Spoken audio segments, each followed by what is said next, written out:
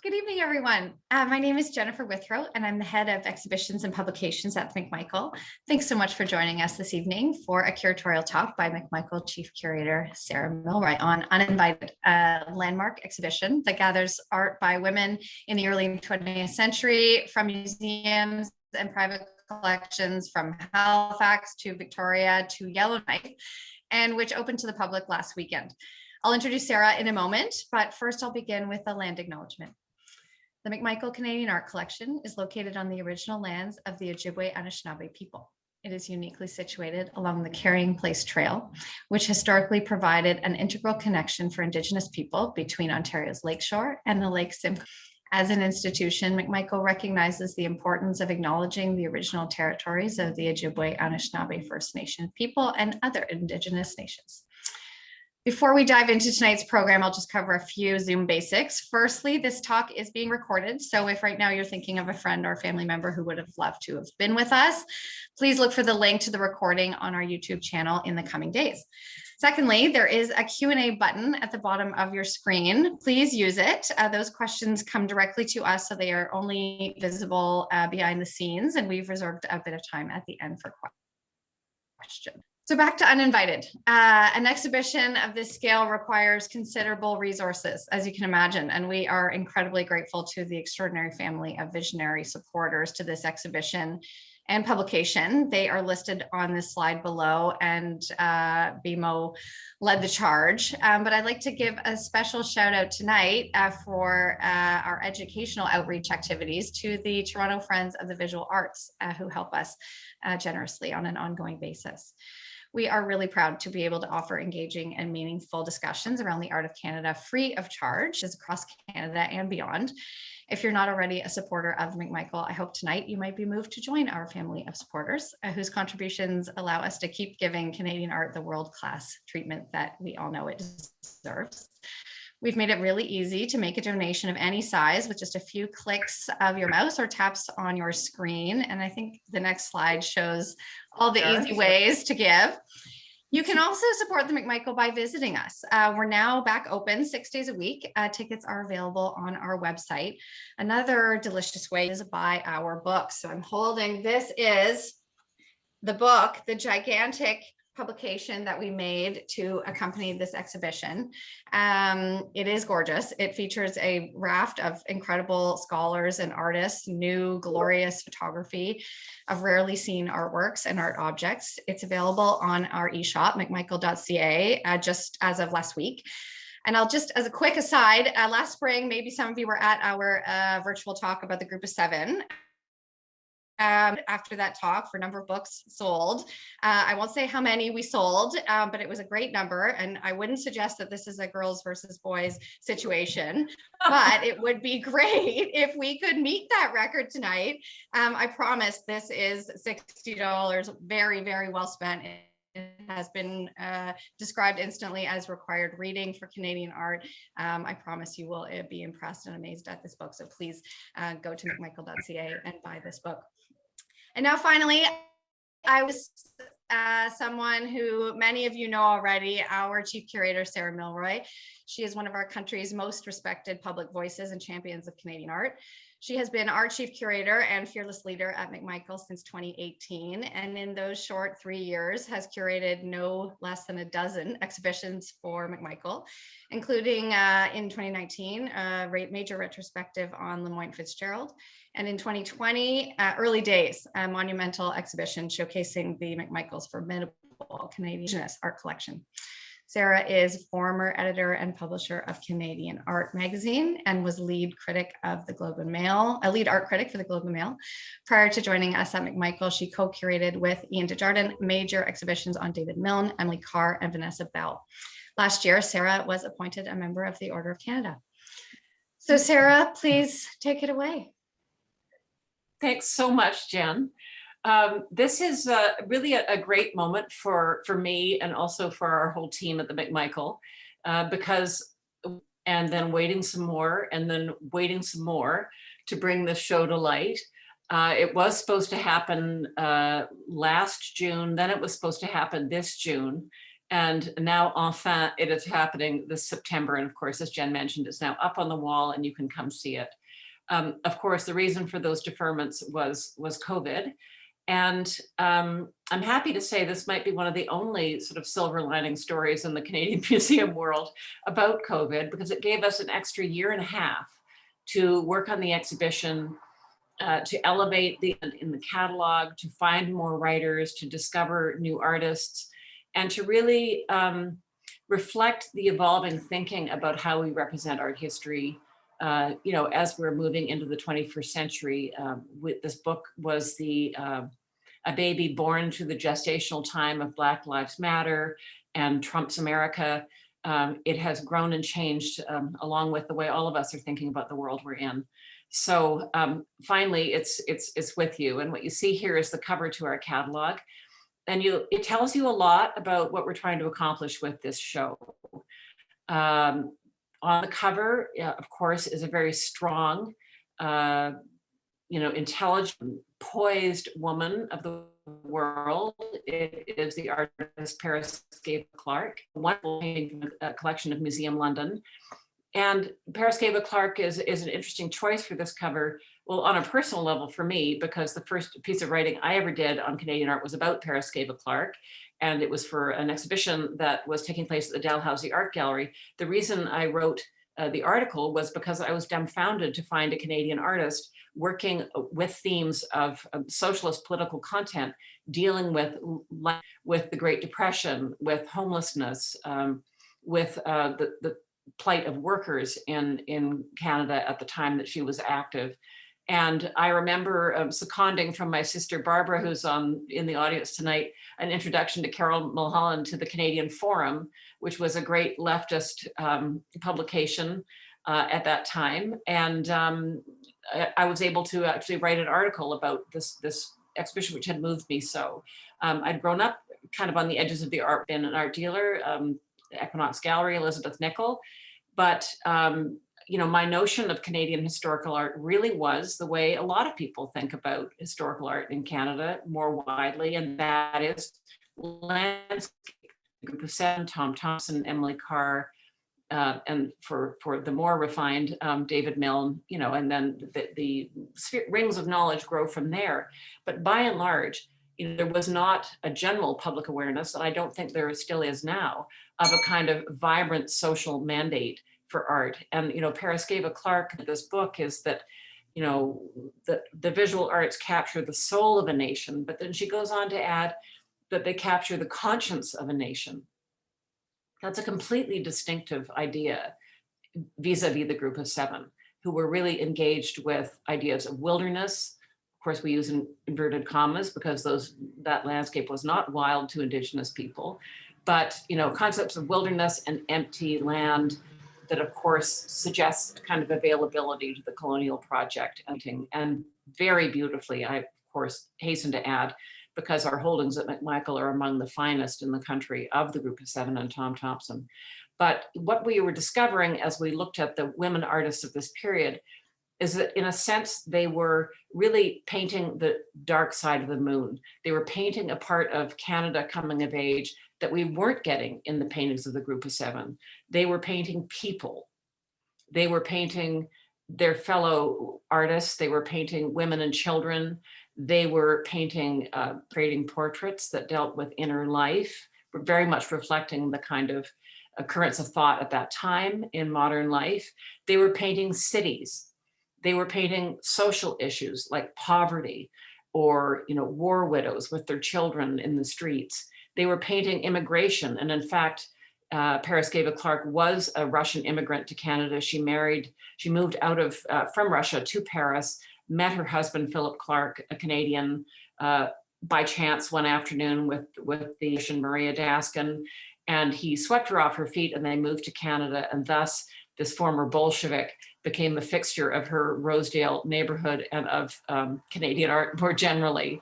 But they were also painting the Indigenous presence. They were very alive to the fact that the Canadian landscape was a peopled place that had its own histories and its own cultural allegiances with Indigenous people. And of course, everyone thinks of Emily Carr in that respect. But what we found when we really started digging into it was that there were a number of fascinating women artists that were very engaged with this project of very faithfully and scrupulously recording details of Indigenous culture, naming names on their drawings and paintings. They were very concerned to record the identities of the people that they encountered, which was quite disparate. And thus we can now, and we've done this in the exhibition, found who these people were and been able to do some archival research to kind of bring those people back from the shadows of Canadian history, which has been a deeply, deeply gratifying project. So when you look at this cover, you see a strong woman, you see a great artist, and you see, of course, another great artist, a Tatsiak from what was then called Eskimo Point, now called Arviat, in Nunavut. She was one of the leading beadworkers in her community, part of a long line of women, of course, making beadwork in the Arctic. And we have a spectacular object of hers, plus we'll get into it in a moment, a wonderful watercolor, of the work, watercolors of the work that she did by Winifred Petchy Marsh, who was a London-trained visual artist who moved to Arviat with her missionary husband and recorded that community in the north. So various points along the way in this exhibition, you'll see places where settler culture and Indigenous culture touch. And in the hands of day, you can see, I think, really clear evidence in the work of a kind of, delicacy and scrupulousness about, and modesty about how those settler women were engaging with their Indigenous counterparts as they moved into these spaces. So, one of the most remarkable women in this respect really was Anne Savage. And we started the show, I'm not quite sure why this is not advancing more readily, but never mind.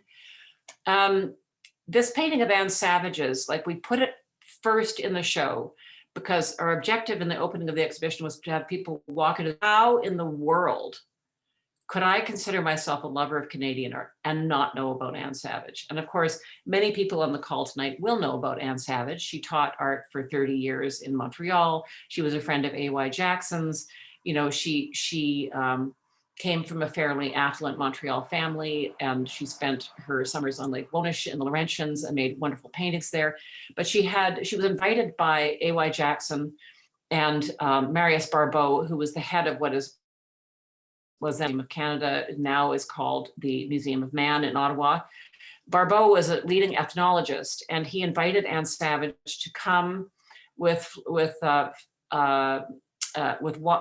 Florence Weil to take a trip on the Skeena River and document those lands as part of the kind of opening up of the Canadian landscape to the promise of tourism and, and everything that came with that was very much a part of the Group of Seven's mandate.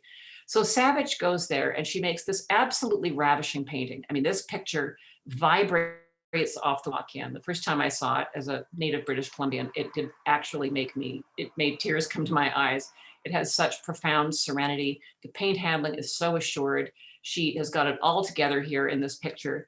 But she, in a sense, it's a picture that could have been made, by one of the men in the Group of Seven, in the sense that there are no people present in this. It is a grand, sweeping vista. Although her coloration and her paint handling is very distinctly her own.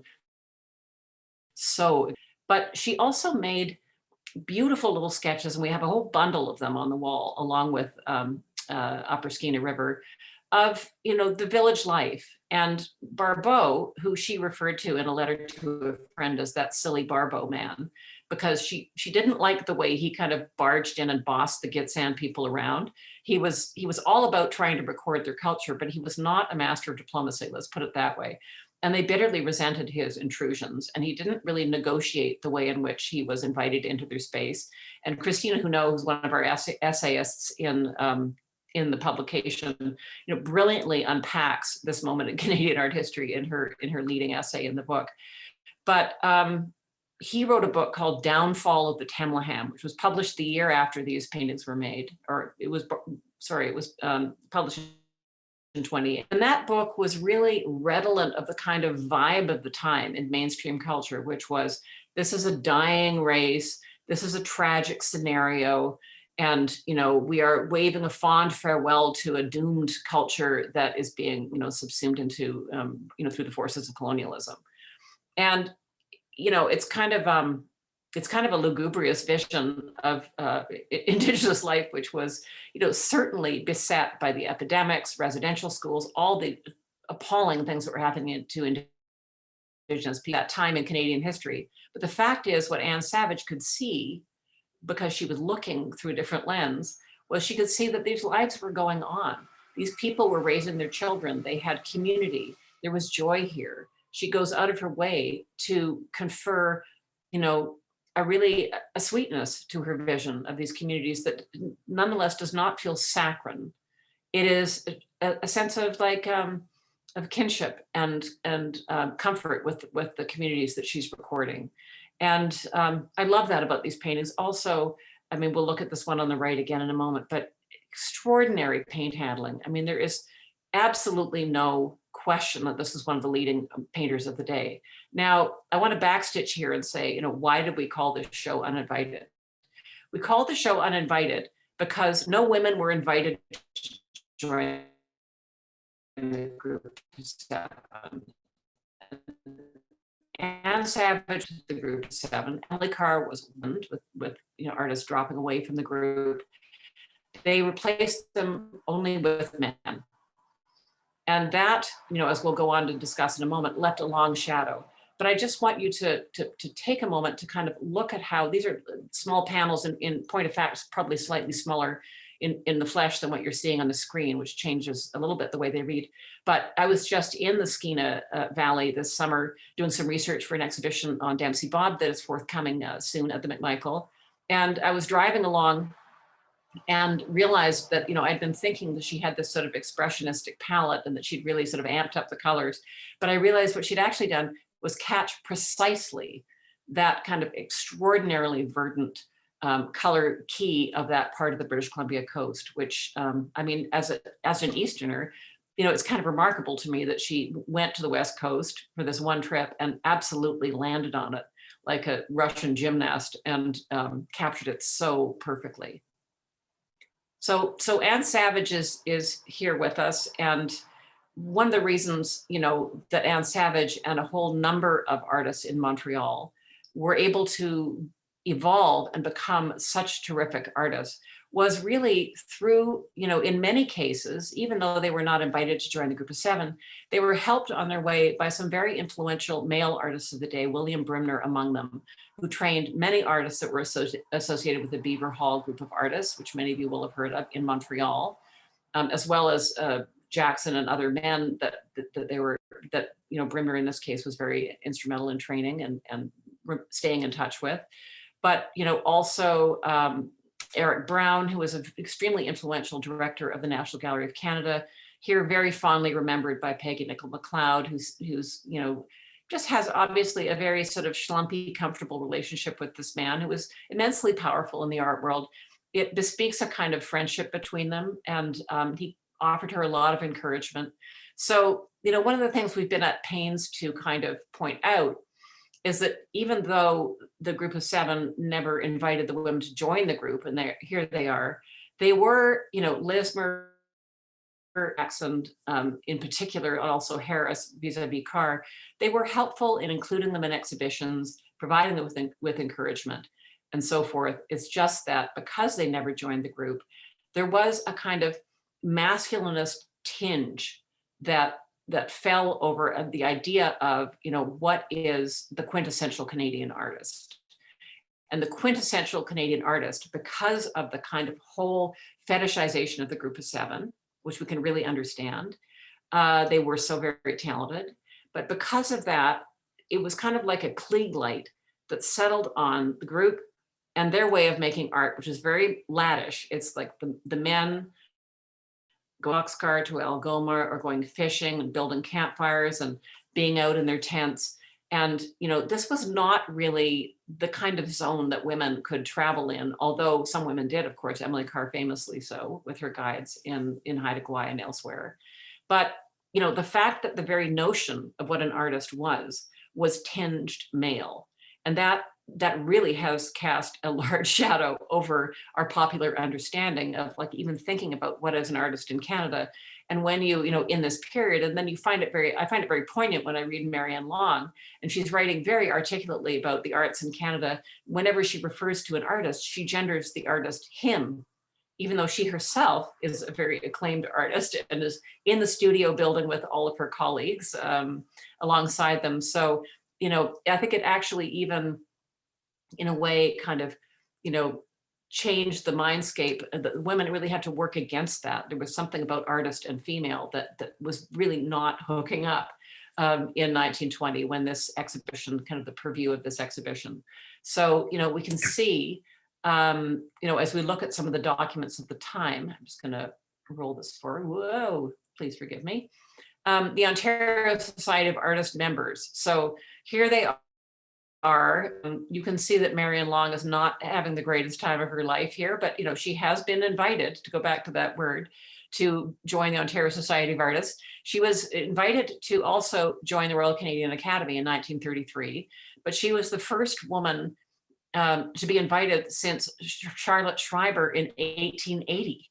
So between Charlotte Schreiber, presumably, and Marion Long, who, you know, it kind of reminds me of Mitt Romney's, you know, binder full of women, that, you know, they I guess they felt they had to put a woman, you know, on the Ontario Society of Artists member list. And the only woman they knew was, you know, Marion Long. So she did a lot of that kind of yeoman's duty at this time, as did a number of the women in this show, in terms of representing women more generally in bodies that were almost exclusively male.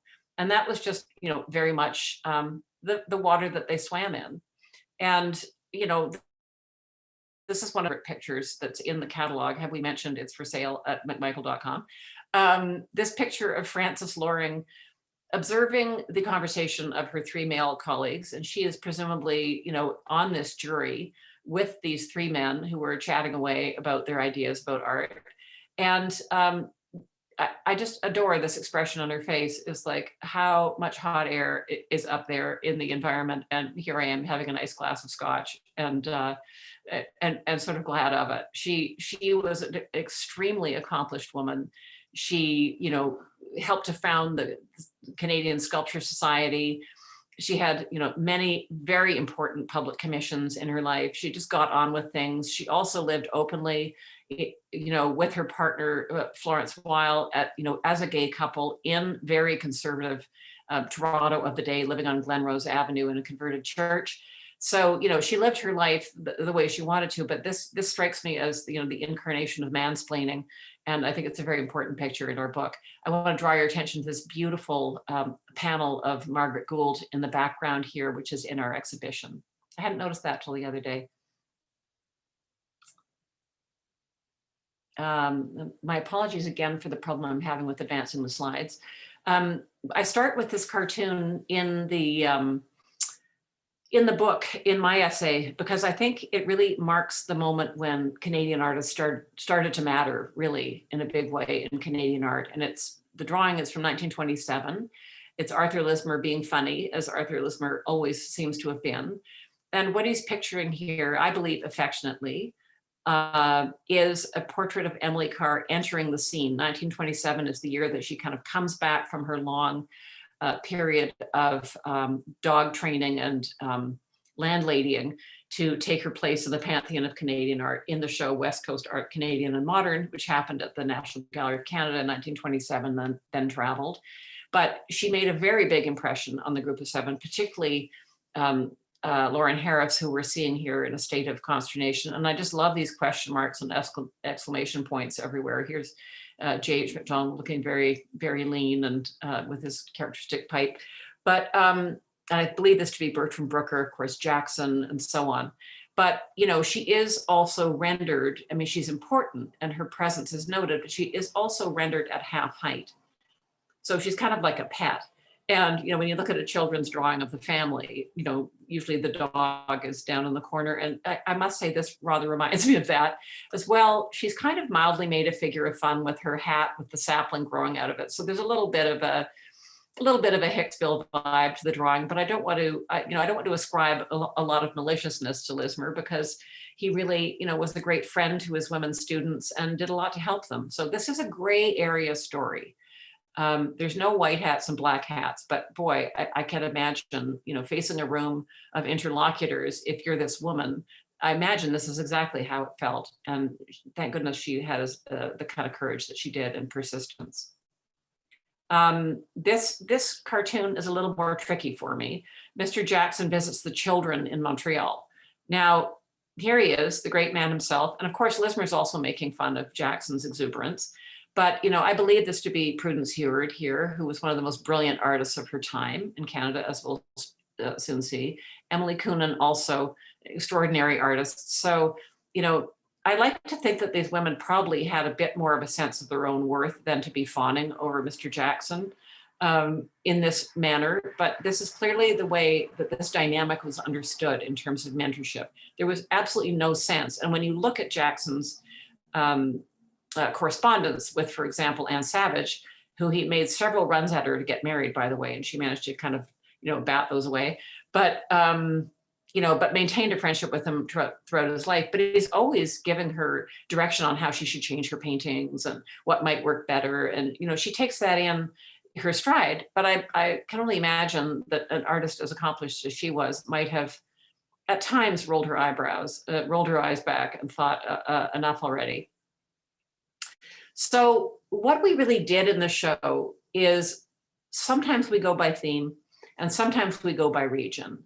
And often what we're doing is finding artists that really have been left out of the canonical story of Canadian art, like Elizabeth Steering-Nutt, a great friend of Lismer's from Sheffield.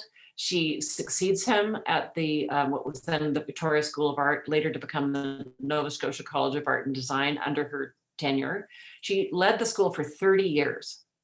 So not only was she an extremely accomplished woman, as you see here, this beautiful painting of the Northwest Arm of Halifax, and there are several others in the show as well, but she also left an indelible mark by training artists more generally, but also offering a really hospitable space for women artists at the school, and just generally in art associations in Halifax and Nova Scotia that she pioneered. And, a lot of the women in the show, what's on the canvas is only part of the contribution. There's teaching, it'll come up again and again this evening as we move through the slides.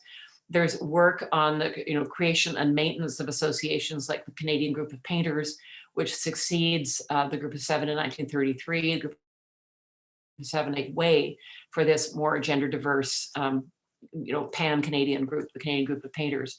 Women were instrumental then, as I think they often are, in creating the webs, the social webs in which people can be sustained. And, Elizabeth Steering-Nutt is just one of those sort of unsung heroes of maritime art that we are just so proud to present. And in that same room, so here we'll start to talk about, cultures looking back and forth at each other. A wonderful collection of Mi'kmaq quillwork boxes that have come to us from the Nova Scotia Museum. And it was a very long and yearning negotiation, because these boxes are extremely important to the Mi'kmaq community in Nova Scotia. And to have them go away for a year and a bit is a lot to ask, because a lot of young Mi'kmaq people are learning from these baskets how to make them. And these techniques are being rekindled and relearned. And, we can also see them finding fresh inspiration for, artists like Jordan Bennett, who are making large scale mural works, textile works and so on, building on Mi'kmaq women were doing 100 years ago. So, in the room with the Elizabeth Steering-Nutt paintings of the landscape of Nova Scotia are the quillwork boxes that kind of speak back to them. And what's nice is that one of the books that Steering-Nutt published involves like color theory. So we open the book to that in order to sort of touch at, ways in which settler artists were looking at color theory from their European-based training versus the extraordinary, color, no training involved. It's down through the family line, a whole different kind of way of legacies moving through the line of women that are making these incredible quillwork boxes. So, that's one of the things we're trying to do through the show, is really sorry, I'm so sorry, having having the cultural divide between Indigenous people and settler people, finding those points where we touch. So Elizabeth Cat Petrant, because of course I should backstitch and say, for the quill work boxes, the leading buyers for those would have been Canadian settler women. And that was also true of basket work. We know that Emily Carr, met Sophie Frank because Frank was selling her baskets door to door, and she knocked on the door of Emily Carr's studio in Vancouver, and it was actually the start of a lifelong friendship. But they met through this trade of goods that were made for trade with settlers, and these women, I have no doubt, took enormous pride in the work that they did, of finding their way into the settler economy of capitalism that was, of course, being harshly imposed on Indigenous people, but they both sustained themselves financially and supported their families through this work, but also sustained the traditions of their people at the same time. So it's a really remarkable story. So Elizabeth Cat Petrant's cradleboard and moss bag, Elizabeth Cat Petrant, working in this period that the show embraces, 1920 to 1940, 45, she falls within that time frame. Bear Island, Temagami is where she lived, learning her beadwork techniques from her grandmother and great-grandmother, through both beadwork and also through observing their basket work, which is also on display in the exhibition adjacent. And our great thanks to the Royal Ontario Museum for making it possible for us to see these things in relation to depictions of Northern Ontario that were happening at the same time. So in the gallery with the baskets and the cradleboard, is Yvonne Mckay Hauser's Marguerite Pilot of Deep River. Now, friends of the McMichael will know that this is one of our treasures. But what they might not know is how Yvonne Mckay Hauser went over and over this painting. She changed the expression. Originally, when she exhibited this work at the Tate in London, through invitation by the group of 7 members, there was a different clothing. She was wearing more of a button-down shirt that was more open at the throat.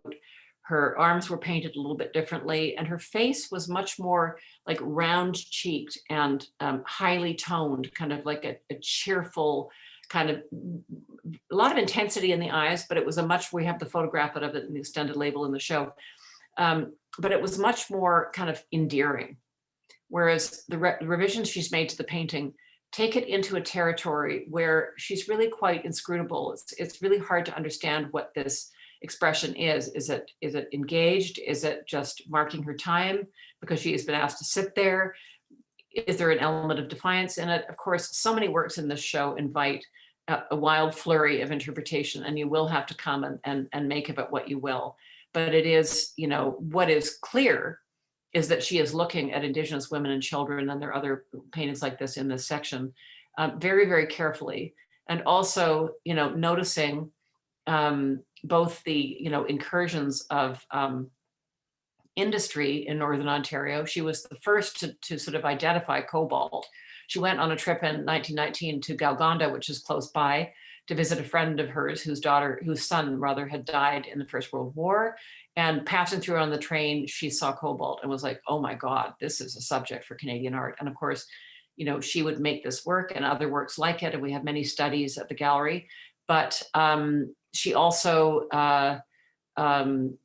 led the path. The other group of 7 artists later followed and made paintings of cobalt as well. But she really opens up, as Sarah Angel explains in her essay, opens up the subject matter in Canadian art. So it's a kind of refusal to look away really from what is actually happening up there. And of course, if you thought Canada was all about wilderness in the 20s and 30s, you would miss the fact that this was a time of enormous burgeoning of resource extraction everywhere.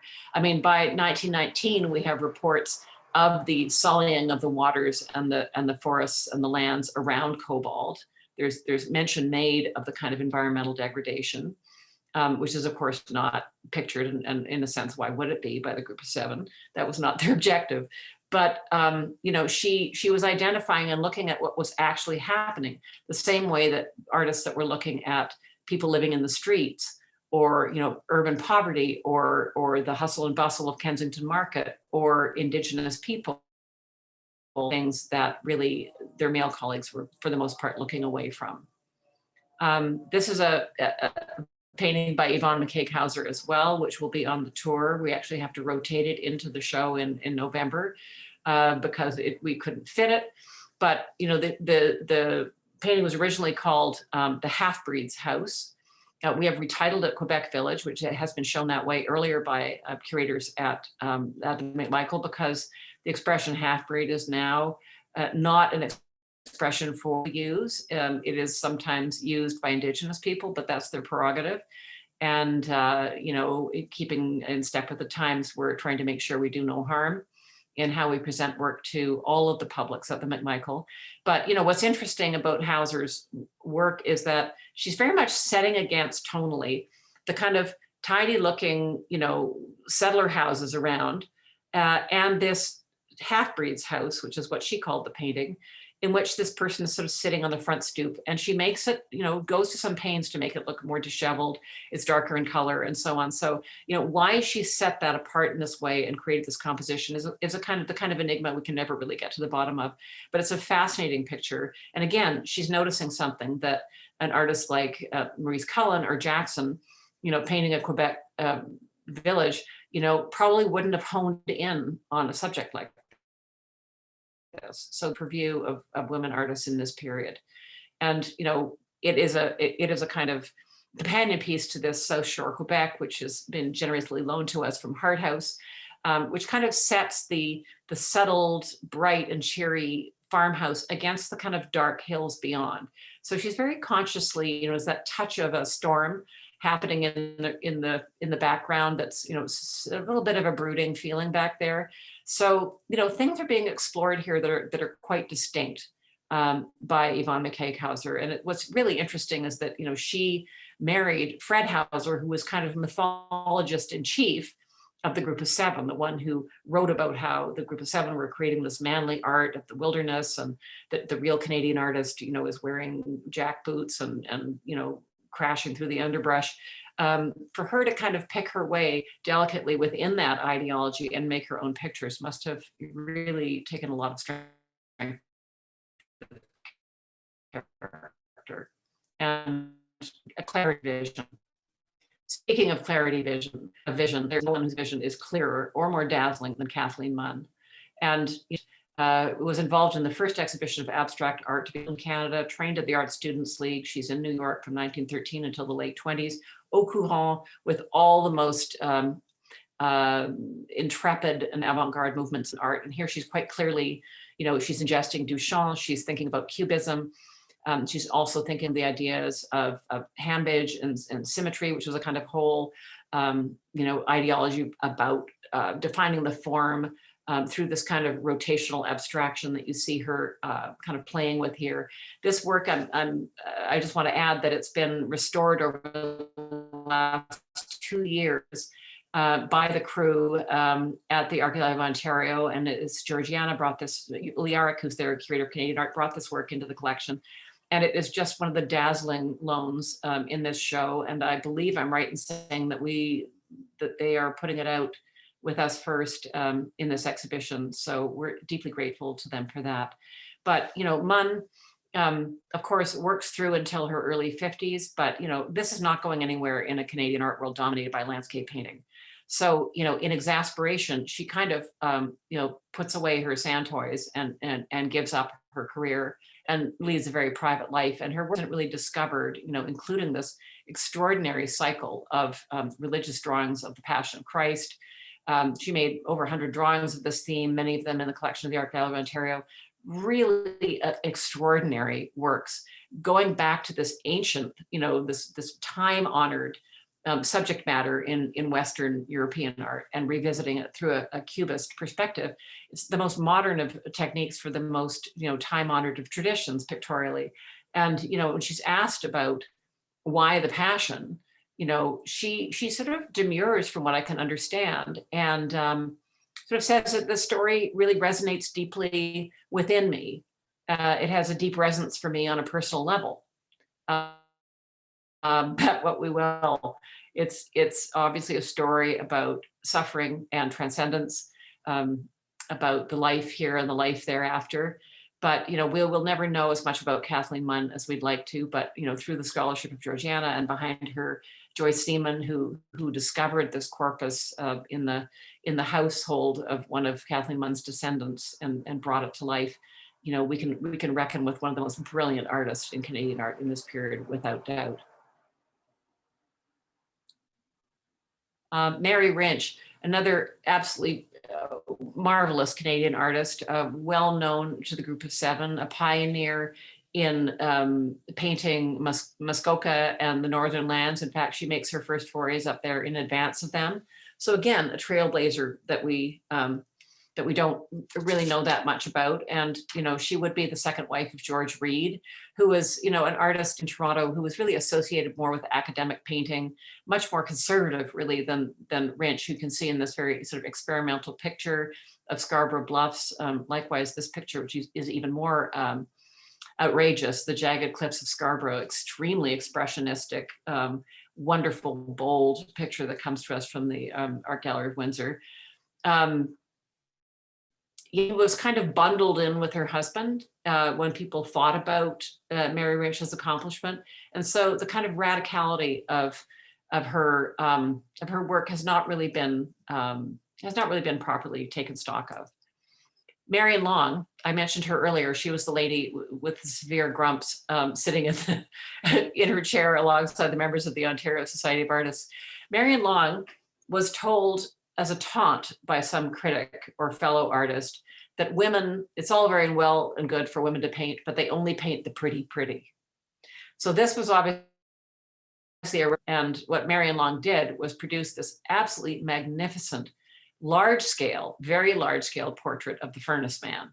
I don't know in what context she knew this Furnace Man. It could well be that he was a habitué of the cellar of the studio building. We will never know.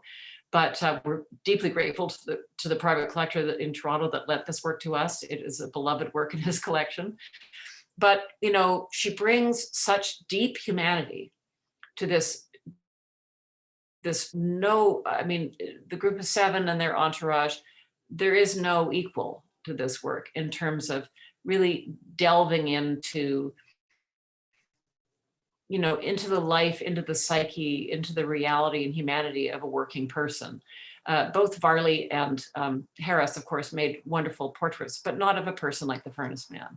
And so we cherish having this picture in the show, and it really points out something, again, distinctive about the women's way of looking at Canada at this time. She also painted the city, many small panels. She had trained in New York with Robert Henry, the Ashcan School in New York, looking at social issues, looking at the fabric of life in the city. She absorbs, particularly in the gay yellow awnings on the left-hand side, the new Eaton's building. She's documenting the kind of hustle and bustle of commerce and life on the city streets, and just an absolutely delightful encounter, with urban life, very much digging into that subject. She also painted wonderful little sketches of Kensington Market that just glow with color, looking at all the kinds of little businesses and the people going about their wares and setting out the fruit and vegetables in the stalls in morning sunlight under awnings. Wonderful embrace of what cities are, which is a place where different kinds of people collide and come together in this kind of melting pot of urban life. And this was, a fascination for Marion Long. And, we're so glad it was. She also, made some very striking paintings about difficult subjects in the city and figures in the park, which we do not have a firm date on, but which comes to us from a private collection in Oakville. This picture, could be just two people in the park, but I rather suspect that its date is probably around the time of the Great Depression, where people were nomadic and homeless. I think there is a feeling of objection in those two figures that seem to be kind of killing time in the park. And I think the jagged quality of the trees overhead really does, and the kind of facelessness of that cityscape behind them with the windows, to me, it does suggest a kind of a condition of some sort of extremity. There's something very haunting about those jagged lines overhead. I don't think this is a happy scene of lolling about in the park in the sunshine. It's something else altogether. We need to know more about Marion Long. And we need to know more about Loring and Weil. Now, I mentioned them earlier on, two extraordinary female sculptors who shared the studio on Glenrose Avenue. They were a lesbian couple. They were very, very, very well known to cultural circles in Toronto, but also in Montreal. They hosted artists from all over Canada, really, in their studio. Became a great gathering space. Tom Thompson, when he was in town and had nowhere to stay, used to pitch his tent in their back garden. The current owner showed me where he used to do that. And visiting out-of-towners of interest would come and give talks in their space, which is, the space is still there, it's still intact and remarkable, with a number of their works in it, which you can see around there. And some of the works, these busts in the corner over here, are in our show. This is the two artists' renderings of each other in bronze, and they're spectacular. So we don't know who this stylish lady is here, but we know Weil and we know Loring. And great characters, very hardworking, kind of birthed the discipline of sculpture in English Canada and made a place for it. And very different women in their approach to sculpture. I should mention also, before I leave this picture, they also hosted Emma Goldman when she came to. Of course, she died in Toronto. I hadn't realized that until just a few days ago in 1940. But these were the kinds of people that came through her space. So it was really, part of their work was their work. And as was the case in so many of the other women in this show, part of their work was creating the social nexus through which ideas could flow and change could come. And we owe them so much. And you'll see in the exhibition that we have a video clip of Loring being interviewed by a very clammy gentleman from the CBC who's trying to cope with talking with the kind of person he's not used to being with. And he's asking her questions about her life and her, her love of sculpture, and, how is it that you could work with tools and so on. She's in very good, humor, answering his questions and so on. And then they get around to the chickens. And Loring and Weil kept chickens in the back of their church, from which they procured eggs, and in Moore Park. And they named each of the chickens after a member of the group of seven.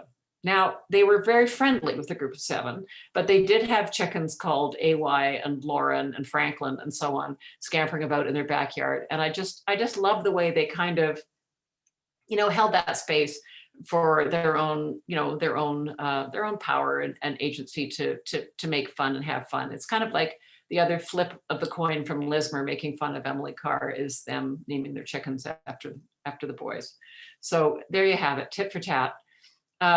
They made very different kinds of sculpture. So one of the things about Loring and Weil, they were called the girls by everyone, which now we would understand to be denigrating, because they were not girls, they were women. But they had very different pursuits.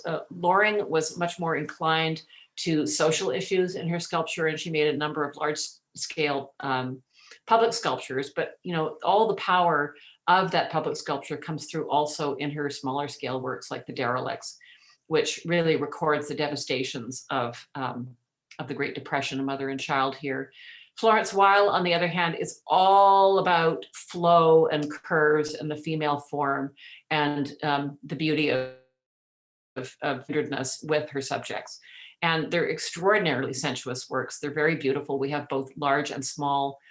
This Sea and Shore, this work is quite substantial in scale and kind of forms the centerpiece of a gallery in which we have Loring and Weil, but also Marion Long and Marion Rynch together with her Scarborough Bluff paintings.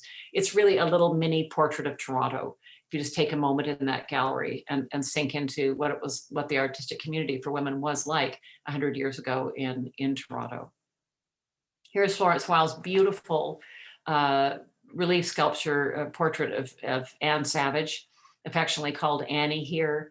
And Weil made a number of portraits of women that were in their artistic circles. And what you find too, when you're researching women artists in this period, you find great deep rivers of affection and connection between the women who are supporting each other, urging each other on. You'll get a letter from Isabel McLaughlin to Bess Harris out in Vancouver saying, I hope you've been in the studio. And she'll be like, I've tried to be, but Lauren had all these friends coming from Seattle and I had to make dinner.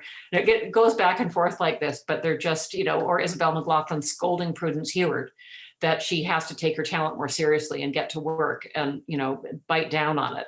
So, there's a lot of camaraderie and support, and those letters are extremely poignant to read today. Many of them reside in the archives at Queen's University where they're carefully preserved, and thank goodness for that. Because a lot of the writing of these women artists has been lost. A lot of it was thrown out. All Emily Carr's letters to Harris are gone. I think all of them, maybe there's one or two left. I can't recall just off the top of my head, but it's a sad thing that when families are holding the legacy of women artists, they tend to hang on to things for sentimental reasons. Whereas when families are holding on to the legacy of male artists, they understand that those artists belong to history and they giddy up and get on with the task of getting those things in safe holding. So, this stuff is just like running through our fingers right now. And so, the heat is on to try and catch these families, really delve now before another generation of loss occurs, and try and just really crystallize, whatever we can at this point in history. And that's a lot of what we've tried to do in this book. You will see if you go through it, there's, more than 30 writers in the book writing about all of these artists. They've all done new research on them. And what we've tried to do is create the breadcrumb trail in each of these essays, in the footnotes and so on, so that further scholars can take that and run forward with it in the next generation. And I must say, just to pause here and say, the contributions to this catalog have developed a lot of the thinking for the show. I mean, really, my colleagues across the country have been extraordinarily generous with their scholarship and their knowledge. My museum fellow curators across the country have been fathomlessly generous, really, in the things that they've allowed us to borrow, in particular the National Gallery of Ontario, Vancouver Art Gallery, Winnipeg, you name it. Art Gallery of Nova Scotia. I could go on here all night. Glenbow, there, I'm going to do it. No, sorry. It's just been wonderful to feel so much solidarity around this project. So when you look at Uninvited, please look also at the scholars who are writing in the book, because they are as remarkable as the artists that are in the show. Each of them has devoted their life, in some cases, their young lives. In some cases, they're more vine ripened. But each of them is making a huge contribution to resuscitating the careers of women artists. And often they've been doing so in institutions where their work has been under-resourced, where their catalogs have not been necessarily properly funded. And so, what we're trying to do is really provide a big megaphone for all of their knowledge and scholarship, and really, share our audience with them in a vibrant way. So another discovery for me was, and again, if you look at the list and you think, oh, geez, I don't recognize a lot of those women, like I must really know nothing. Like, I'm the chief curator of the McMichael Canadian Art Collection, and I made lots of discoveries making this show. And so, I think all of my colleagues have said the same thing to me when they've looked at the roster of artists. Wow. Now, there are people that have been working on Margaret Watkins in Canada, but for me, she was a discovery. Born in Hamilton, makes her way to New York. She works with Clario in New York. She works as a commercial assignment photographer, but also makes her own artwork at the same time. So she's balancing those two sides of her life in order to keep going. And really, her contribution is to identify this domestic subject matter and elevate it through her just extraordinary skill in composition, the way in which she knows how to light things and develop the prints to bring out the sort of sets of these photographs. These are remarkable works. There is a touring exhibition of Margaret Watkins that is making its way around Europe right now, and you'll be happy to know it's landing, I believe it is 22, at the Art Gallery of Hamilton. So please watch their space, because this will be, even more of a revelation. But we have quite a robust little mini exhibition of Margaret Watkins here at the McMichael. And we really did kind of cover all the major areas that she deals with, but probably the most remarkable contribution lies in this area of domestic imagery, sort of elevated in this extraordinarily, sensuous and elegant way. And we have her in a gallery with a kind of an odd roommate in a way, because she's doing sculpture, not photography, but Elizabeth Wynne Wood. And the reason we did this was because we think of Margaret Watkins and Wood as both being really consummate manipulators of surface. They really understood, how to make things glow and how to really tease the sensuality out of surfaces. And Elizabeth Wynne Wood here, of course, this remarkable work from the Art Gallery of Ontario.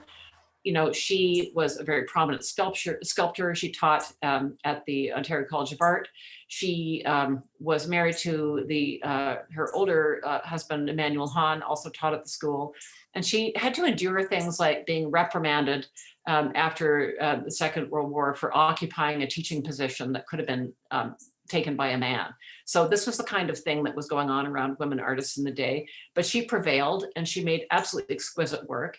An aspect of her work that is not as well known, and of course this picture, you can liken it to a Lauren Harris minimalist abstract, like North Shore Lake Superior from the National Gallery's collection. It has those same smoothly modeled tones, although it looks more like the front, the front piece on a Jaguar convertible than it does necessarily like a landscape.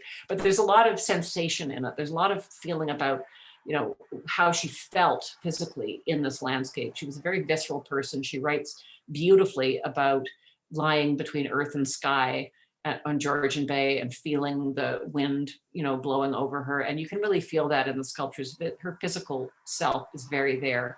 But she also made a raft of spectacular drawings in charcoal, and they have not been so well known.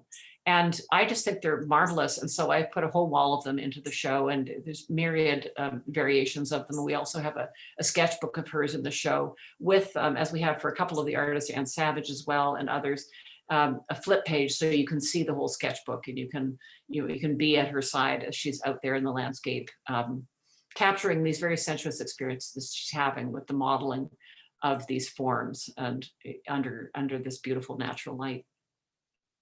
Another surprise to me, although her work was included in a landmark show at Hamilton a few years back called The Artist Herself, Suzanne Duquette, this painting, is one of the great tips of the unknown iceberg. Like, we have almost no paintings by Suzanne Duquette, certainly virtually none from this period when she's still a student in Montreal, painting herself at the center and her three sisters.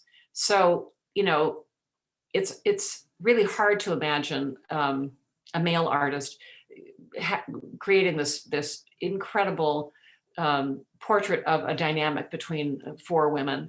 You can see the way in which clearly she sets herself apart from the notions of femininity that seem to, really define her sisters. But there's no doubt in the menacing view she takes of her sisters as well. And her kind of stubborn way of depicting herself, really emphasizing huge muscular hands, the fact that she is not tonally in the same range as her fellow sisters. And just, it's a tour de force when you look at the carpet, the clothing of her sisters, their red hair, the way the whole thing is modeled and put together, the little grace note of the painting in the upper left-hand corner, which kind of tips against the empty panel that she's painting, and then the surface of the picture itself. There's kind of paintings within paintings here, but incredibly sophisticated painting. And we know that she went on to teach for many years. She ended up becoming very interested in digital art later in her life. I don't believe she died until the 80s, but her paintings, really, there are a few in the Musée de Quebec, but from which this is borrowed. But there are not a lot from this period that we've been able to find. The family, they've gone down through the family, and the family has kind of vanished.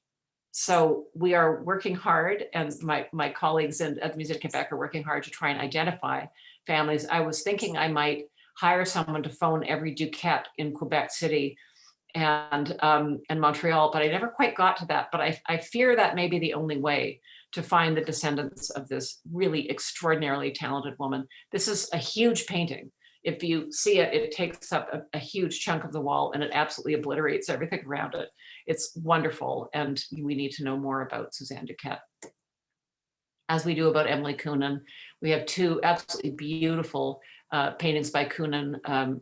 This one from the Musée de Quebec, this from a leading Toronto collection. And, you know, we put them with the Suzanne Duquette in the show because you'll see the way those characters are hemmed in by the perimeter of the canvas. They are very much contained within that. And there is a feeling of rather uncomfortable congestion there in the composition. I think there's something of the same feeling here with these little girls. This is her niece who sat for this, and the wonderful Chinese kimono, kind of a virtuoso painting of a young girl. And really the subject is the pleasure of these textures, these fabrics. Speaking of pleasure, what could be better than this hunky riverman, Frenchy Renaud? This was written about brilliantly, if I might say so, by our director, Ian Desjardins, who recognizes this fellow as the beefcake grand boeuf that he is, and also had the insight to notice that there's a sketch at the Art Gallery of Ontario that is clearly the basis for this painting. So, you know, Yulia Byrykova, another immigrant artist in the exhibition, came also from Russia, as did Paraskeva Clark, but she was from a white Russian background, more aristocratic background, so they were not on the best of terms because Paraskeva came from the other side of the tracks. She ended up teaching at Upper Canada College, of all places, for 30 years of her life, and has taught several of the men that I know in the city. And she also became the sort of life partner of Thoreau MacDonald, the son of J.E.H. MacDonald. So very much, you know, she had a studio in the studio building, very much part of their world, but not traveling into Algoma, methinks. I think she was simply looking around her at the iconography of the group of seven and deciding, you know, how do I fit in here? What is this art culture in Canada all about? And she identified it clearly as a sort of a masculinist obsession with men in the landscape. And so she makes that her subject here with this very provocative looking axe handle at center stage, I'm just saying.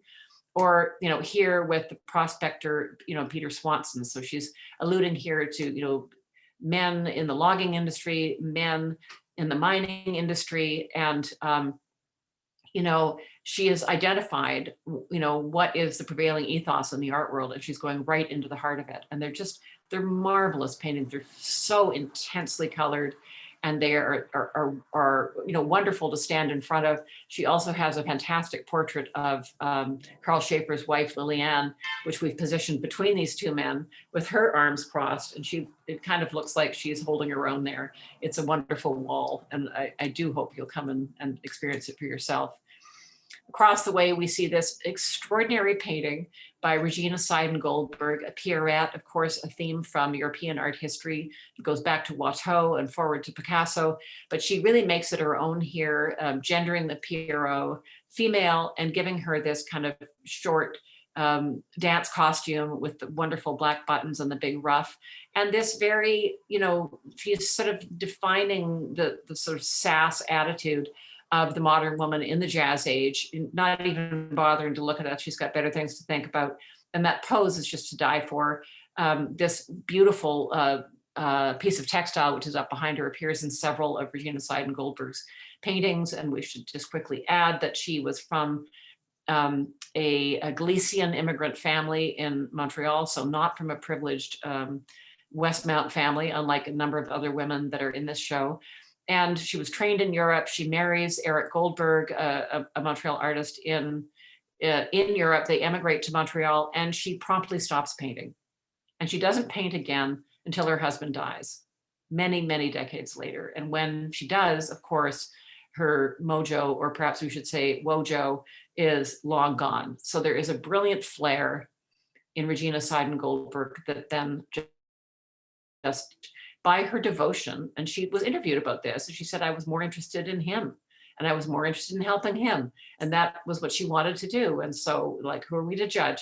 But it is a massive loss to Canadian art that she was not able to take her talent further, or that she decided not to. And indeed, the whole exhibition is full of stories of people taken partway into their careers and then, you know, having that be interrupted and sidelined. So, I find it a very poignant to see these two extraordinary paintings side by side in the gallery. And, we're so lucky that we were able to borrow these works once again. Another woman who we might know of if we know our Canadian history is Vera Weatherby, but we probably know about Vera because she was the girlfriend of Fred Varley. And that is how she's normally seen, his muse, his girlfriend. He was married at the time. They kind of shacked up in the Lynn Valley together and, nudge, nudge, wink, wink. The fact is that, Varley said Vera Weatherby was the single most important influence in my life. They had an extraordinary thought partnership. She brought him into his understanding of Asian religion, and she introduced to him this idea of auras, which she, and particularly the use of various aqua colors and greens that she uses in her own painting, this riveting portrait of Varley that she makes it very large in scale and commanding, but, really captures the sense of this very intense internal kind of personality of Varley, who was, a very complicated individual.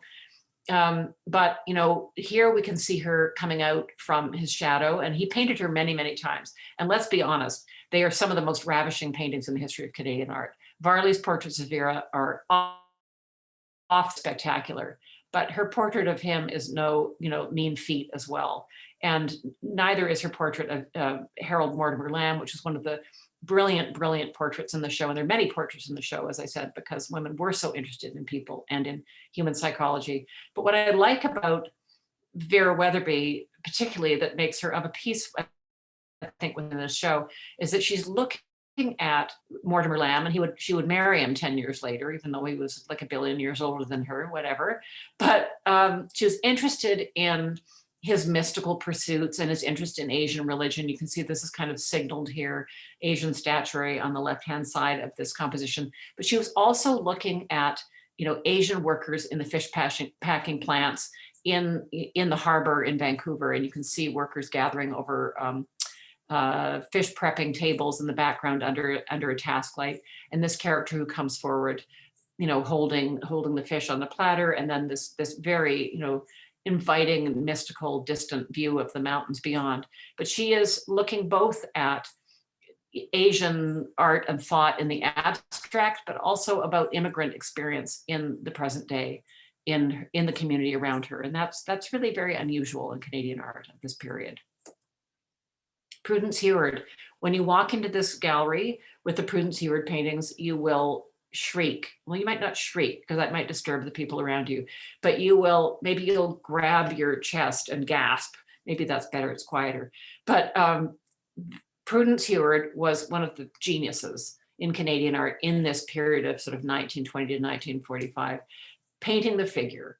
And, she was trained in Paris. She was in London during the war. She was very aware of artists like Wyndham Lewis. She was aware of the Bloomsbury Group, which I actually think is a subject that requires a really deep dive. We're hoping we're going to do an exhibition on Prudence Heward in the coming years.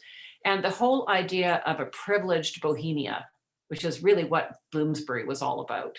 The artists of the Beaver Hall group in Montreal were that. They were a privileged group of artists that were involved in the most advanced ideas of their day about art. And, not all of them were women, but it was largely a group of women that were experimenting and showing together and giving each other support. And really what is so remarkable about Prudence Heward is the way in which she attends to the experience of women and her experience of her female subjects. So this work at the theater from the Montreal Museum of Fine Art, a real masterpiece of Canadian art. Women were now in public space much more than they had been prior to the war because so many men had been lost. They're out in the city unchaperoned. Here she gives us these two women as seen from behind. So there's a wonderful vulnerability, I think, in this painting of the soft back of their shoulders. It's as if there's a voyeur behind them, but it's of course just the affectionate artist herself. And these were women that she knew. They were relatives of her fellow artist, Emily Coonan. And it's just they're waiting for the curtain to go up. And, when she showed this exhibition, some reviewer in the Montreal Star or one of the Montreal newspapers was like disparaging the sort of fact that these figures here in the background are kind of sketched in, even though that was like the point of how the picture was composed. So, a lot of the women came in for a lot of, heavy weather with the critics, assuming that they didn't know what they were doing. Emily Coonan, for example, whose Portraits of the Children, she eventually threw in the towel not long into her career because she was just so deeply discouraged by an uncomprehending public. So, those that persevered, really deserve the kudos for hanging in there. But I mean, look at these. I'm going to move quite quickly through these, but these pictures, Sisters of Rural Quebec, an amazing painting from Windsor, the mind-blowing Girl Under a Tree portrait, which, it's unclear who this woman is. There is some similarity to Heward herself. And she showed, she had this painting installed in her bedroom. So make of that what you will. But, she was a very modern woman with very modern, and took very modern liberties in her life, much to the distress of her family. But, she creates this nude that is a woman who is empowered. She is strong. She could probably, strangle you if she set her mind to it. Like, this is not some diaphanous veiled goddess of yesteryear. This is, an athletic, empowered, strong female figure, and this very strange way in which her neck is kind of cricked and her eyes don't quite connect with us. So there's something faintly creepy and menacing about this picture, I have to say. And, she is definitely a pushback against the genre of the nude in art history. As is this, when you look at this pose of this white woman in comparison with Prudence Heward's Dark Girl, which is one of the most difficult paintings in the history of Canadian art, because of its subject and because of the very, to my eye at least, downcast and abject expression on this woman's face. She was most likely, according to Michelle Jakes, who's written about this artist for us in the book, she was most likely a servant in the Heward household. 90% of Black women in Canada this period were engaged in domestic service, the rest in factory work and agriculture for the most part. So, she was probably not really at liberty to decline the invitation to serve as a model. And what is curious is that Prudence Heward seems to record her distress or discomfort. Likely, if Michelle Jakes is correct, she was probably, from the Caribbean and likely from an immediate immigrant family, and most likely a Catholic young woman from the French Indies. So, being nude in front of a white lady artist would have been not a comfortable thing for her. So we have her here talk about this picture and look at it and try what we will. And we've taken that approach, throughout the exhibition to really, throw the spaghetti at the wall, like put things out there and let people have the conversation, see where we get to and see what new research actually comes forward as we do that. We have coupled with Heward's Dark Girl these 3 baskets made by Irene Selena Sparks Drummond of Cherrybrook, Nova Scotia, active in this period. And, when we were looking for Black artists for this show, there were no painters and sculptors that we could find. And so we needed to then keep looking. And we found this, of course, very rich tradition of basket making in these small communities in and around Halifax, and have included these works in the show at a very late date. And I'm so glad they're there. I think that they have a really interesting relationship with Heward's painting. Lilias Torres Newton, I'm just going to go into fire hose mode here because I see that we're a quarter of an hour out from having to end. And, one of the consummate figure painters of her day, painting her friend Elise Kingman, with whom she had served with the Red Cross in London. Obviously a woman of great agency, as is Bunny, this saucy wench from the Winnipeg Art Gallery. That expression is so, I dare you. We just simply love Bunny. We're so glad we were able to put her in the show. And this penetrating portrait of Louis Moolstock, a fellow artist also from Montreal, known for his social realist work and his interrogations of urban life. Obviously a deeply beloved figure for Lilias Torres Newton, who made a career for herself through portraiture and made an enormous contribution. She was even asked to paint Queen Elizabeth in the Queen's early days. She did, I think, an absolutely dreadful job of it. Maybe she was intimidated, but with Lily Moolstock, she really shines. Also, Anna, who we've come to understand through research, was the daughter of a prominent merchant of Japanese goods in Montreal. We didn't know who she was, but through my colleague John Gagan's research, we've been able to pinpoint her identity and learn more about her. Honora Brown, we're just shifting to the west here. Honora Brown, active in southwestern Alberta, like Emily Carr, really fascinated by Indigenous culture, wanting to reach out and document, a way of life that she found, moving, beautiful, worthy of deep consideration. She paints her subjects in contemporary attire when she paints scenes of camp life, but she also, when she makes the many watercolors she made of belongings, cultural belongings, she goes to great lengths to identify the names of the people who own them. So we can now piece together, as we have, who was Philip Big Swan, thanks to her thoroughness and care. We can find out who is Philip Big Swan. And in fact, he was an important chief. Tallow ended up being a very important rancher, in that area, all involved in the rodeo circuit and the Indian days at Banff. So we know so much more about these figures than we would have. Mrs. Walking Son made this dress for a Nakota woman, made this dress for the Salvation Army in support of the war effort. So this was a donation to the Salvation Army. And we're very lucky to have this from the Royal Ontario Museum and to have new scholarship on this dress. Kathleen Daly Pepper is very well represented in our collection. And here she paints that most apparently discontinuous of things, a quote, Indian cowboy.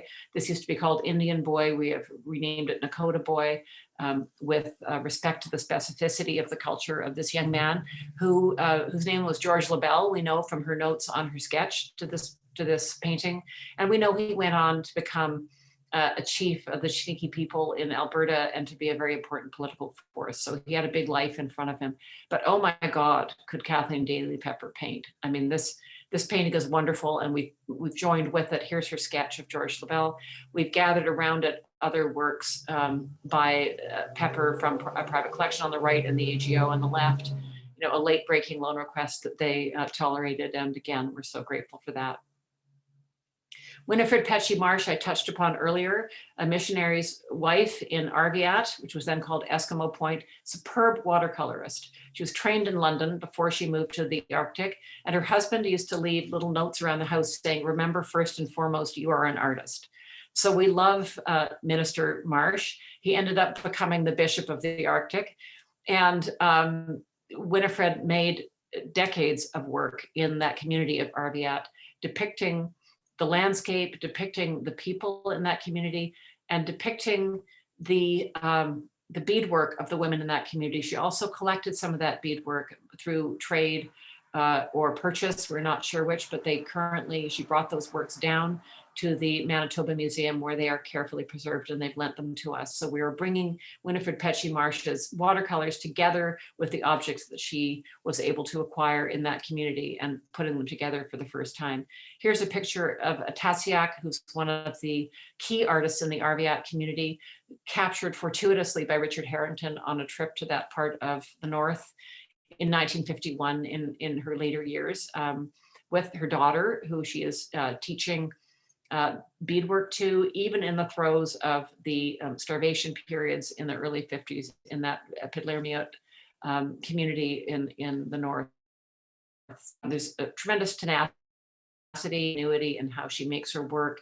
Here is her Twi'lek panel, which was collected by Petchy Marsh, and here is Petchy Marsh's wonderful watercolor of it. So again, this is a moment where we see, a touching between Indigenous culture and settler culture in a really beautiful way. I mean, I think you'd be hard pressed to look at these large scale watercolors and see anything but the utmost respect and reverence for the work that these women were doing. I feel there's a real leap of empathy and sisterhood happening in this body of work, and in the care that she took also in the community, where she was pulling teeth and birthing babies and doing everything else that missionaries' wives did at that time. But she did make remarkable work on the way through.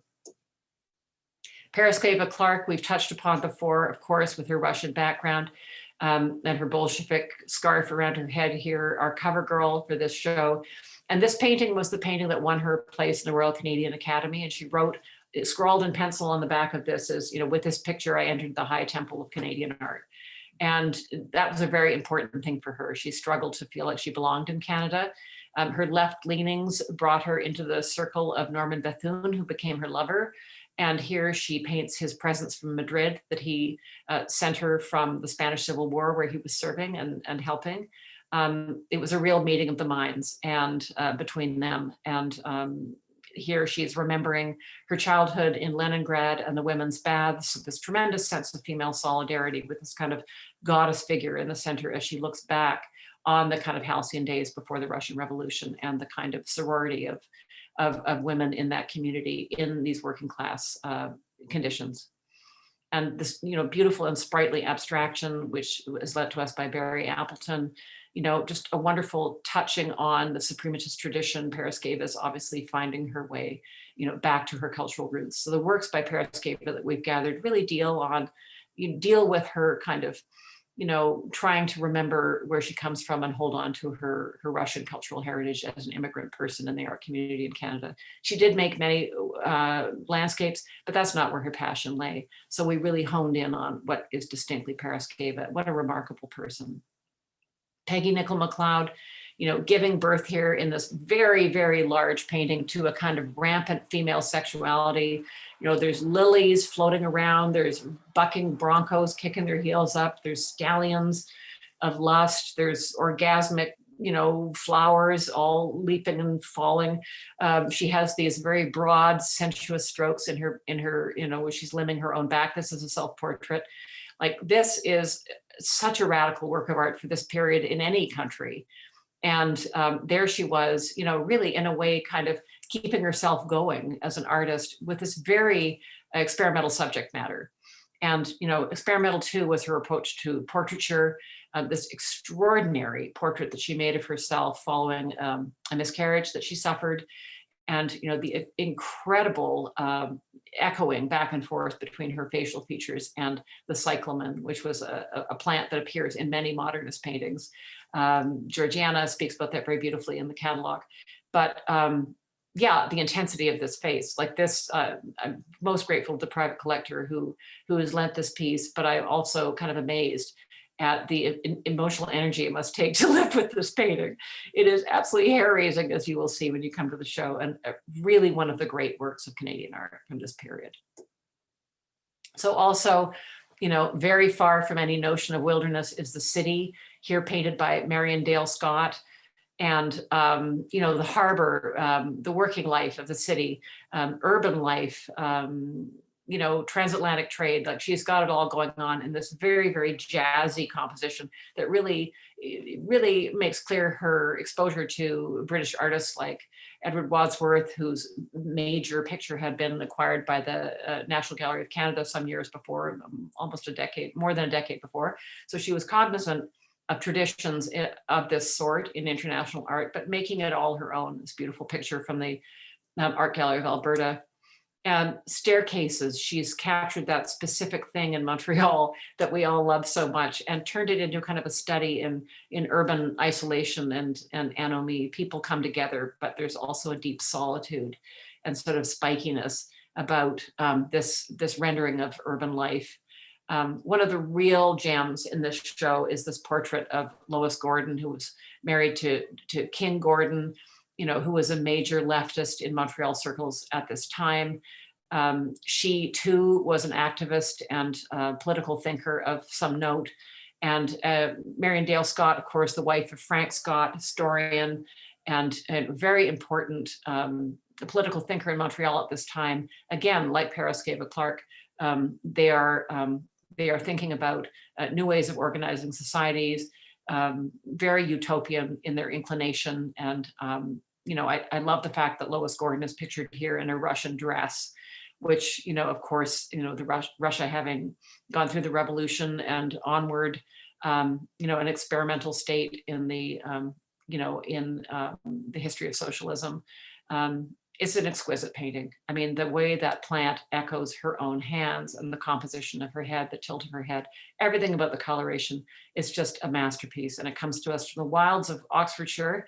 And, it was expensive loans to bring to Canada. My great thanks to Lillian Graham for providing the funds to allow us to bring this work back to Canada from England. It is truly one of the great Canadian paintings of this period, as is the Crocus from Musée de Quebec. Beautiful, beautiful work that shows her indebtedness to O'Keeffe, but, with a difference.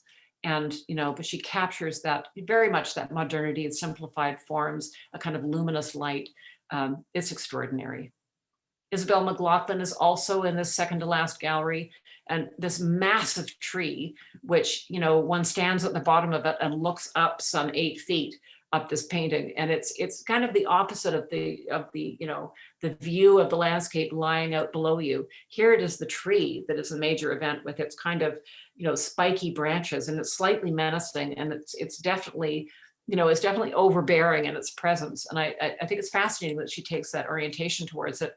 And I include the cartoon beside it just because, it's a sort of gives you a sense of what these women were painting against, the backdrop, social backdrop of the day. Mr. Backnorth saying, I've cut a good many thousand cords of wood, but I never seen trees like them before. So, what is this woman doing in the woods? She doesn't know what she's doing. And here it says, please, notice, don't poke fun or umbrellas at the pictures.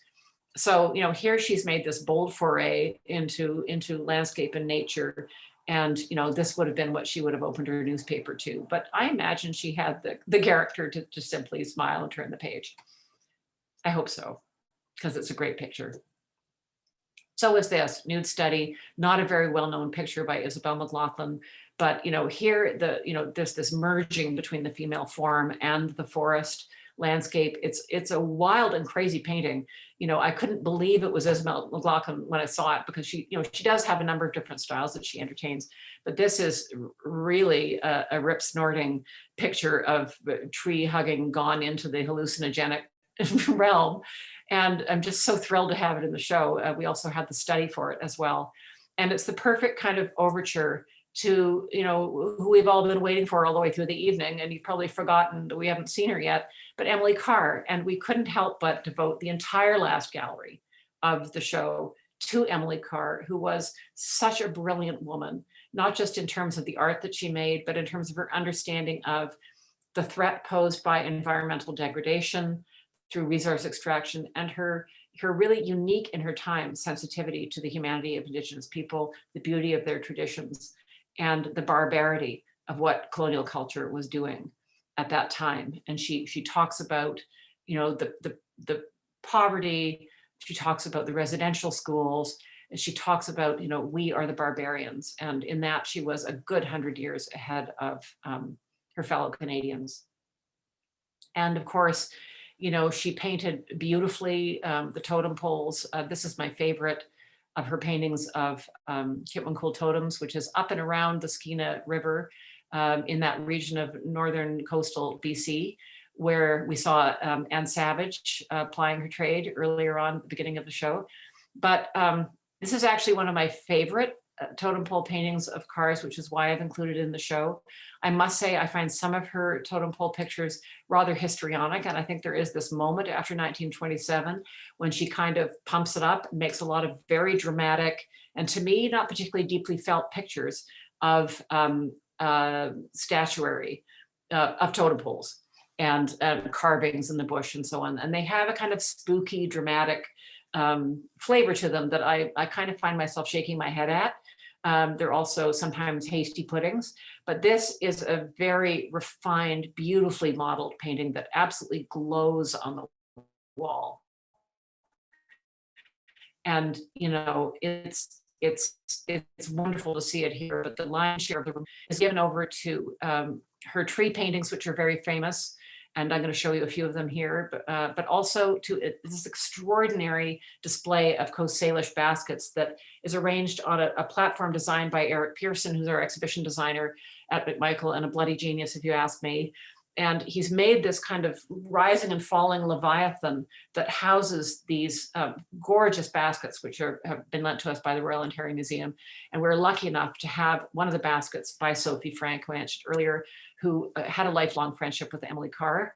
And again, as I mentioned, they met when she was selling her baskets door to door in Vancouver and maintained a connection. But if you know anything about baskets, you will know that the making of the basket is but the tip of the iceberg. To make a basket means to know where the roots grow straight. It means know where to bury the roots to cure them in clay, where the clay is right, which trees give you the cherry bark that has the right color once it cures to create these alternating colors.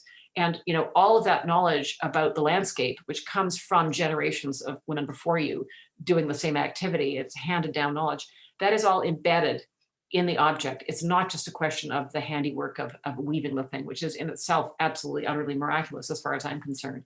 But I've come to understand through the writers in this catalog and just through my own journey with Northwest Coast Art, just how complex this process is of basket making. And it's just a thrill to have one of Sophie Frank's works in the show, a long portrait of Sophie Frank by Carr. I won't attempt the Indigenous pronunciation of Sophie Frank's name, so please forgive me for that. But when you think about the deep stewardship that is involved in preparing the materials for weaving, and then you counter that with the way in which European colonial resource extraction imposed itself on the landscape, where landscape and the elements of the landscape are seen as commodities that are there to be converted into money. It is a dialogue really not just between baskets and paintings, but between capitalism and Indigenous culture ways. And, Emily Carr understood that. And Scorned as Timber, Beloved of the Sky is perhaps her most famous painting, touching upon clear cutting and also the idea of the individual, the lone individual, staying true to her own roots, whether she's a human or a tree. It's not exactly clear in this painting. But also a painting like Logger's Culls from the Vancouver Art Gallery, where we see clear cutting. And we also see the heavens kind of like a giant eye of God. And she was a very religious person, not a churchgoer, but a kind of, great lover of nature, a Christian in the kind of all things bright and beautiful persuasion. And there is this sense in her paintings of nature being able to regenerate itself and, able to survive the onslaught of human beings. Now, her optimism is not necessarily something that we are sharing right now in the world with everything we have gone through recently, from forest fires to COVID and everything else that seems to be erupting at the same time on this planet. But Emily Carr would encourage us to take hope and get down to work to try and make things better. And I think, of course, that we should do so.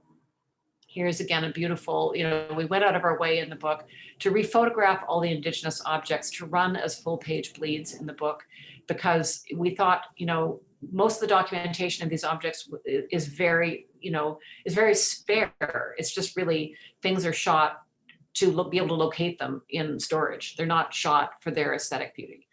And they're not shot to really bring life to their power as objects. So we did make a big investment in that, as we did with securing all the loans, flying things from God knows where, pulling together the book, hiring 36 different writers.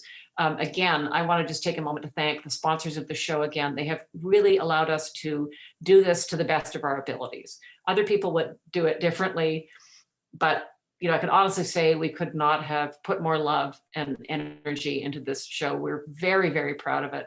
We really hope that you will come and see it. We really hope that you will buy the book, and more importantly, that you will read it, because it is just full of revelations and personal generosity from the writers that is deeply touching to me. They were just a delight to work with.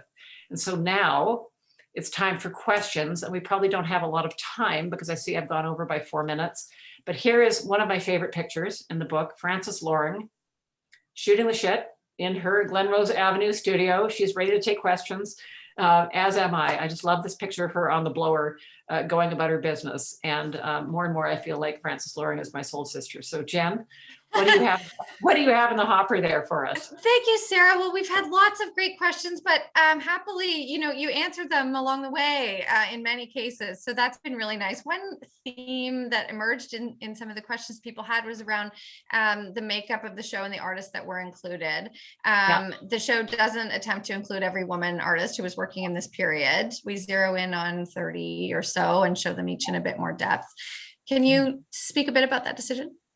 Yeah, I mean, it was really, I thought the worst thing we could do, I mean, the whole idea was, how can we build a battering ram? Like, how can we build a show that really crashes against this wall that women artists have been in, women art history has been in? How can we create irrefutable evidence of female excellence in art? And to do that, my judgment was, we need to show a smaller number of people in some depth so that, people identify with people. They want to understand a person's sensibility. So I think the worst thing to do would have been to have 100 artists in the show with a painting each or a sculpture each. Like, it would just be chaos visually, and it would have had no texture, no pacing, no kind of pleasurable variety of, shifting gears between sections. This way, it is really a group of solo exhibitions, all strung together into this, great thing. But you'll get to know them all individually. And I think that's a more meaningful encounter than getting a little tiny stitch of everyone. I just don't think anyone could make any sense of that, So I tried to identify the careers that I thought were the critical ones, and the ones also to have the women, not have a whole bunch of women who were doing the same kind of thing, really to try and tease it apart. So, we did have to make some painful decisions around some wonderful artists. There were a lot of great women artists in Montreal. I've mentioned the Beaver Hall group before, but we didn't put them all in. We cherry picked because, we had to have balance across the country, and we had to search and find that voice in Alberta. That was not particularly easy, that one. We needed to find the careers in the Arctic.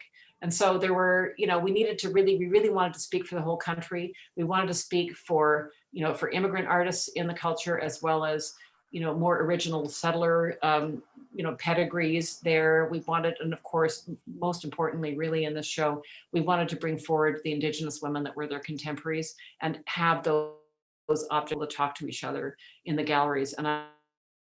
So it involved a lot of painful, tough choices. And someday I'll give a talk called The Ones That Got Away, and come clean on this brutal process of calling, but of who was uninvited. It was the irony of the project, right? Indeed. Sarah, thank you so much. There are a few other questions, but I think we have to close it here. I'll just say the sales of the catalog have been happening while we've been talking. And I want to just say one more time, we're close to our record. We haven't reached it yet, but we're, honing right in on the record set by our Like Vision catalog. This book is required reading for those who appreciate Canadian art. It is $60. Very well spent. Too, because it is a big, huge book. And so it looks kind of scary from the outside. But when you get into the book, you'll find that it's broken into short essays. So it's a book that you could read over, a long time. Like, it's not like one big continuous art historical tome that you have to kind of like canoe your way through it. And, it's going to take you weeks. You can kind of surf around in it, and you can, pick your own things and make your own way with it. It's a real grand bouffe. So we hope you enjoy it, and please come and see us at the McMichael. It would be such a pleasure to have you with us there. The show is on until mid-January. Indeed. And then it is touring on to down the road to the Glenbow Museum in Calgary next spring, and on to the Vancouver Art Gallery next summer and fall. So it's a cross-country presentation of a monumental exhibition. Sarah, thank you so much for a window into the mind that created this great exhibition. Such a pleasure. Folks, please go to our website and book a ticket to visit us this fall to see this wonderful exhibition. Thank you for joining us tonight, and have an excellent rest of your evening. Bye-bye. Night, night.